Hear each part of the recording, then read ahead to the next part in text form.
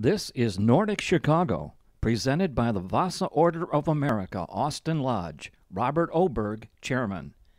Nordic Chicago is all about Scandinavian culture and history, with historical features, stories about Chicago Scandinavian businesses, Scandinavian cuisine, and lots more. Join us for today's special program, which features the story of the famed 1893 Viking ship that sailed from Norway to the 1893 Chicago Columbian Exposition. We'll also tell you the story of Scandinavians in America, those pioneering immigrants who left the old country for a new life in America. Also on today's broadcast is the story of Scandinavian entrepreneur Robert Borgstrom, who founded a Chicago icon, the Wendella Boat Company, that for over 70 years has earned the reputation of one of America's best commuter and sightseeing boat services. Plus lots more on today's edition of Nordic Chicago. From around AD 800 to the 11th century, a vast number of Scandinavians left their homeland to seek their fortunes elsewhere. These seafaring warriors, known collectively as Vikings or Norsemen, began by raiding coastal sites, especially undefended monasteries in the British Isles. Over the next 3 centuries, they would leave their mark as pirates, raiders, traders, and settlers on much of Britain and the European continent, as well as parts of modern-day Russia, Iceland, Greenland, and Newfoundland. Most of the Vikings, whose activities are best known, came from the areas now known as Denmark, Norway, and Sweden. Their common ground, and what made them different from the European peoples they confronted, was that they came from a foreign land and they were not civilized in the usual understanding of the word, and most importantly, they were not Christians, but pagans. For centuries, the Vikings continued their conquest and colonization of other lands. Around the 8th century, and continuing for another 400 years, a talented and aggressive group of Christian missionaries evangelized the Scandinavians, and by the start of the 11th century, the Viking Age, as we now know it, came to an end. Also at that time, all Scandinavian kingdoms had converted to Christianity. Today, much of Scandinavian culture and history continues to be honored, especially by fraternal organizations such as the Vasa Order of America, and in particular, Chicago's Austin Lodge. As noted earlier, the early Vikings were adventurous sailors and sailed the seas in ships like these. The Viking ship that sailed to the 1893 World's Fair from Norway to Chicago is an identical replica of a first-century Gokstad vessel. It still exists and rests today at a Scandinavian park near Chicago. Its story, beginning over 100 years ago, needs to be told today. 19th century Chicago saw many changes in the Windy City, and by 1893 it was decided to hold a World's Fair in Chicago's Jackson Park. Dedicated by then Chicago Mayor Harrison, the event was not a Scandinavian event, though Scandinavian nations built exhibits and buildings at the fair. It was, however, called the World Columbian Exposition, honoring famed explorer Christopher Columbus. Fair planners designed the fair to be a uniquely Chicago-style celebration of America's discovery. Throughout 1892, elaborate buildings and exhibits slowly transformed what had been an undeveloped mudflat in the Jackson Park area into a sparkling white city. It was an extravagant display of the technological and humanitarian advances of the 19th century. It was to also highlight the century's intellectual and ethical advances and to create a once-in-a-lifetime event that offered a platform for noted speakers and religious leaders as well. British social reformer William T. Stead, who wrote the controversial book If Christ Came to Chicago, was present at the fair. The Women's Christian Temperance Union, led by Frances Willard, addressed other moral issues, in addition to its usual focus on opposing the liquor trade. Famed 19th century evangelist Dwight L. Moody also preached at numerous evangelistic events in the city at the time. It was into this sea of technological and cultural change that the famed 1893 Viking ship sailed into a harbor in Chicago's Jackson Park area. The ship had sailed all the way from Norway without any help from other vessels. The captain was Magnus Anderson, who defied the Atlantic storms and proved that rumors that Vikings could very well have made the crossing to America long before Columbus could have been true.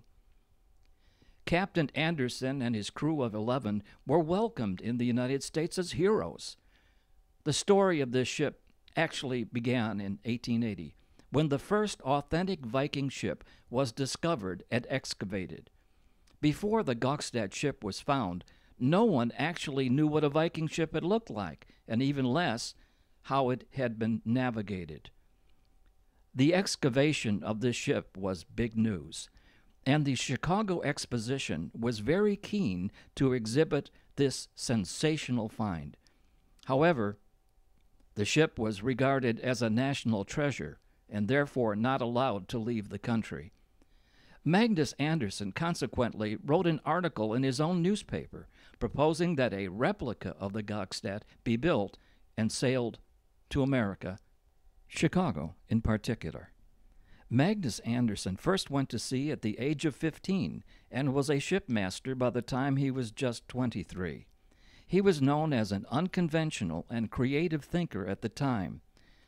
It was these traits that made the first crossing of the Atlantic by a modern Viking ship possible. The Norwegian state that was in a union with Sweden liked the captain's idea, but thought the voyage would be too risky, and Magnusson was forced to raise the money for the voyage himself. The ship's name was at first to be called Leif Erikson, but this was rejected as being too controversial for an exposition dedicated to Columbus, so it was changed to the Viking. 7,000 cheering spectators watched the launch of the Viking on its journey from Norway to Chicago. On April 30th, the Viking left Bergen for North America. The trip took 27 days, and Captain Magnusson said the transatlantic voyage was largely uneventful. The Viking first arrived in New Haven, Connecticut on June 13, 1893. Here the crew was honored with a parade and a banquet and a reception at a famous mansion. There was more music, salutes, and fireworks as the journey continued. This kind of royal treatment became almost standard at the stops in New York City, Albany, Syracuse, Rochester, and Buffalo in New York State. The Viking was also cheered on to Cleveland, Ohio, Detroit, Milwaukee, Evanston, Illinois, and all the way to Jackson Park in Chicago. Captain Anderson estimated that some 30,000 stories were written about the Viking by the 2,000 daily newspapers and 14,000 weeklies in the United States. Everyone was talking about the Viking ship. When the Viking ship neared Chicago, the ship was met by over 50 steamships with some 50,000 cheering people on board. The day she arrived at the Columbian Exposition, the fair had over 129,000 visitors. That compared to only 89,000 visitors the day that the replicas of Columbus ships arrived.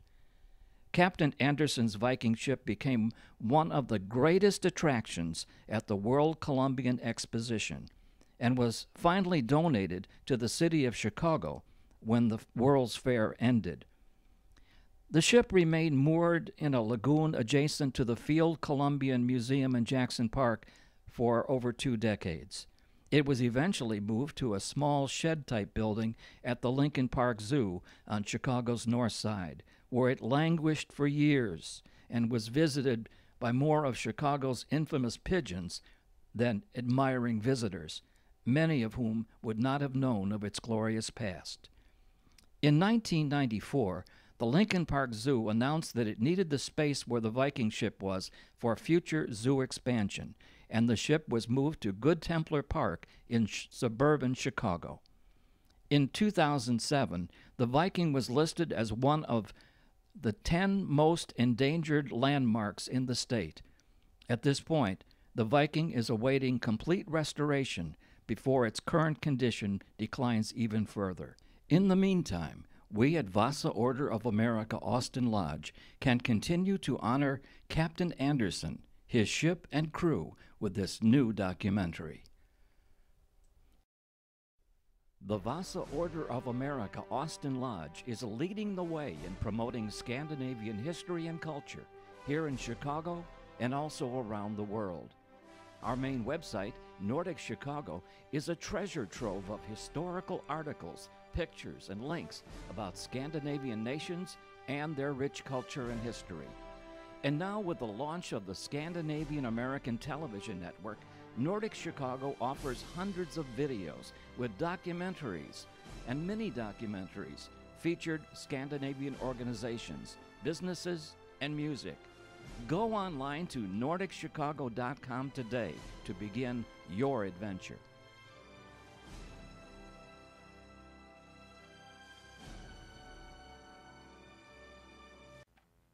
In the 19th century, many Swedes had grown dissatisfied with life in their homeland. Many of them were farmers, and there was a diminishing amount of farmable land in the mother country. Much as the romance of an exotic and distant country attracted the Swedes, they also had a practical reason for trying their luck in America. The United States offered available land, wide-scale employment, religious tolerance, and freedom from mandatory military service. The scarcity of farmable land in Sweden became a crisis in the 19th century. As the population grew, there was less space to accommodate new farms and farmers. Also, Sweden's natural terrain was often inhospitable to farming, especially because of increasing bad weather. When the United States government opened the Midwestern and Western Plains states for settlement, enormous opportunities awaited the Swedish immigrant.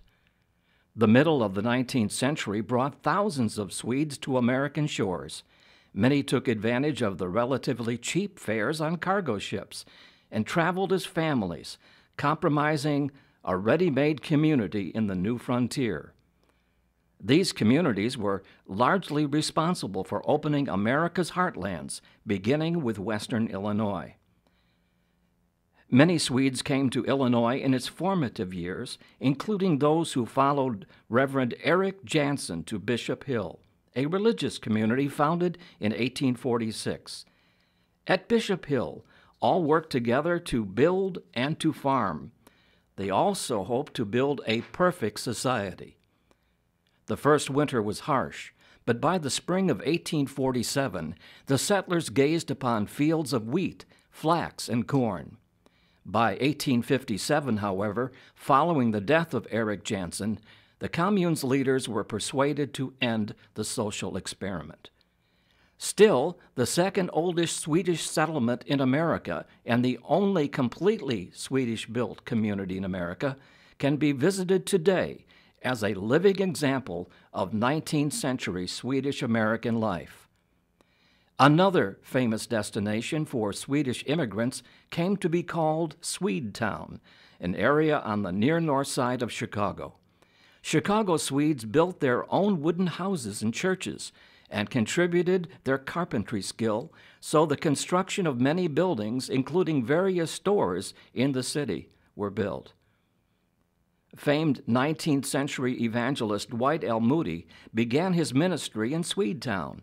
He founded a Sunday school that attracted many children from the Swedish and Norwegian communities. After the 1860s, many Swedish pioneers traveled by train and carriage to unclaimed land tracts across Michigan, Indiana, and Ohio. Others migrated to Minnesota and other western states. And once land became scarcer in the United States, pioneers trekked north into the Canadian wilderness. In the 20th century, the last major influx of immigrants arrived and lasted until 1929, when the stock market crash and then the Great Depression made economic opportunities no more plentiful in America than in Sweden. From the early days of immigration until about the 1930s, Swedish immigrants placed a high value on fraternal organizations, which at that time was comprised of men only. The majority of these social clubs had the character of a social order with ceremonies and insignia. The establishment of sick and funeral funds was an important element of the membership drives. One of these fraternal organizations, the Vasa Order of America, had numerous lodges in the Chicago area. The original aims of the order was to provide Swedish immigrant members economic and social security in times of sickness and need. Also, the order, named after King Gustav Vasa, acknowledged as the George Washington of Sweden, aimed to educate members in moral, intellectual, and social aspects, thus making them more valued representatives of Sweden. Over the years, there were many changes in the order, opening membership to women as well as other nationalities than Scandinavian. Vasa came to be, and is today, more and more a keeper of Swedish traditions and culture. Today, most of the focus is on celebrating cultural traditions, such as special holidays, food, dress, language, and music. The Austin Lodge, meeting on the north side of Chicago, continues to be a standard bearer for promotion and celebration of the Scandinavian culture and history. Though the original Swede town no longer has a large Scandinavian population, there is still a vibrant remnant of the early Swedish neighborhoods. This is Andersonville, which, by the way, is no longer primarily Scandinavian as in times past. There are many cultural icons, such as the Swedish Museum of America on North Clark Street. There are still many Swedish bakeries and restaurants serving Scandinavian delicacies. The Andersonville Chamber of Commerce has a website which features links to arts and entertainment, dining, health and wellness centers, shopping, and other venues, including special events that celebrate the Scandinavian culture. Today, the early pioneers have long passed on, but their history and traditions live on in the city of Chicago, and notably, the Vasa Order of America, Austin Lodge, which has brought you this presentation. For more information about becoming a member, send an email to swedishclub@inbox.com. That's swedishclub@inbox.com. If you live in Chicago and want to be part of a vibrant organization promoting Scandinavian culture and history, we invite you to join the Vasa Order of America, Austin Lodge. Chairman Robert Oberg gives you this personal invitation to be a part of the lodge that is leading the way in promoting Scandinavian culture and history in Greater Chicagoland and also around the world. Austin Lodge meets every second Saturday, September through June, at the Svithoid Hall, 5516 West Lawrence Avenue in the Jefferson Park neighborhood of Chicago. Meetings begin promptly at 12 noon. Come join the adventure and visit us this month. Ever since the days of the Viking ships, and also Scandinavian explorers such as Leif Erikson, the Nordic peoples have been known for their seafaring skills. This heritage continues today, with Scandinavian captains piloting luxury liners that tour the world, and even smaller boats, such as sightseeing boats that are very common in cities such as Chicago. It was here in the Windy City that a Swedish immigrant, Albert Borgström, founded the Wendella Line in 1935. He was a carpenter by trade and spent his early days repairing small craft. He was also a Coast Guard man and was stationed at the Chicago Coast Guard Station at one time. Later, he purchased an elegant yacht named the Wendella.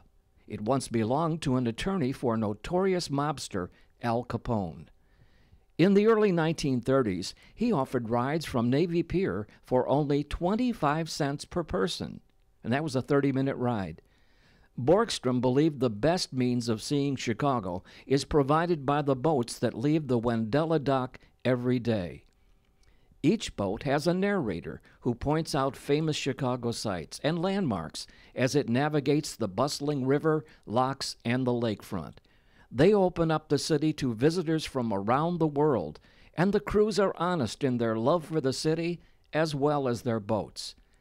In 1962, Wendella started a rush-hour commuter service between Michigan Avenue and the Ogilvie Transportation Center and Union Train Station. They provide a unique and fast way to go between work and the train stations. In 2003, Wendella entered into the architecture tour and private charter markets with the introduction of the We Met, Chicago's only ADA-accessible two-deck ship. Today, Wendella operates 6 vessels, including the Chicago Water Taxi passenger service. What began as a luxury yacht offering 25-cent tours is now a thriving enterprise, a tribute to the vision of Swedish immigrant Albert Borgstrom. The Vasa Order of America Austin Lodge is leading the way in promoting Scandinavian history and culture here in Chicago and also around the world. Our main website, Nordic Chicago, is a treasure trove of historical articles, pictures, and links about Scandinavian nations and their rich culture and history. And now, with the launch of the Scandinavian American Television Network, Nordic Chicago offers hundreds of videos with documentaries and mini-documentaries featured Scandinavian organizations, businesses, and music. Go online to NordicChicago.com today to begin your adventure.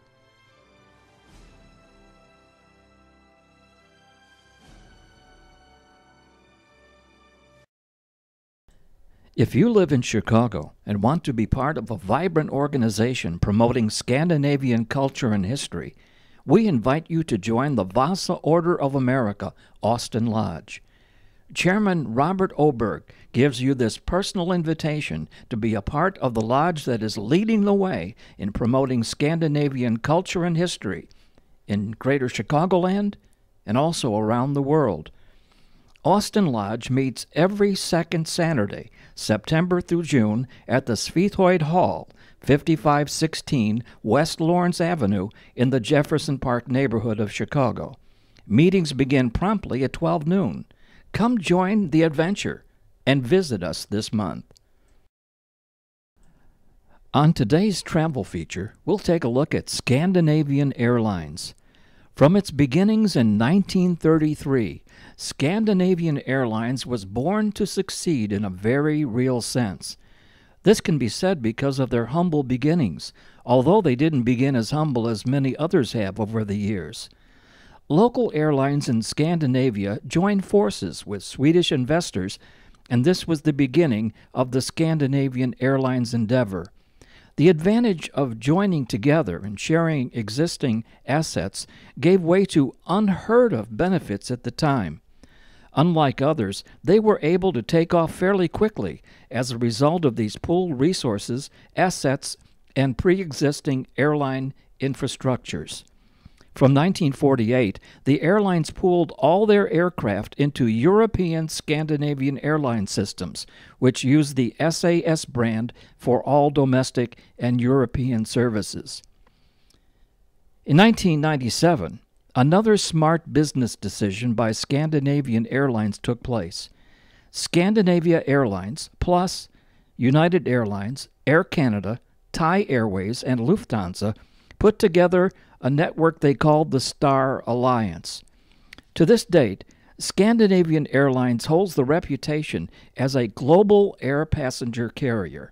North America and Asia are two of Scandinavian Airlines' long-distance international destinations. Copenhagen Airport, Denmark, is the main European and intercontinental hub. The other two main hubs are in Sweden, Stockholm Airport, and the Oslo Airport. This division employs slightly less than 1,000 people. Scandinavian Airlines International, though, operates separately from the other three divisions: Scandinavian Airlines in Denmark, Scandinavian Airlines in Norway, and Scandinavian Airlines in Sweden. Each service represents a very different division within Scandinavian Airlines. From the very beginning, as we have noted, SAS functioned mostly as an alliance among the different airlines and its investors. Eventually, the airlines in the alliance merged with the conglomerate known throughout the world as Scandinavian Airlines System. The SAS group's average number is over 15,000 employees, and they are divided among Denmark, Norway, and Sweden. Scandinavian Airlines, a modern-day success story beginning way back in 1933. Thank you for joining us for this edition of Nordic Chicago. Make plans now to join us for our next broadcast, when we'll visit the famed Kronor Swedish restaurant located on Chicago's north side. Nordic Chicago is a production of the Vasa Order of America, Austin Lodge.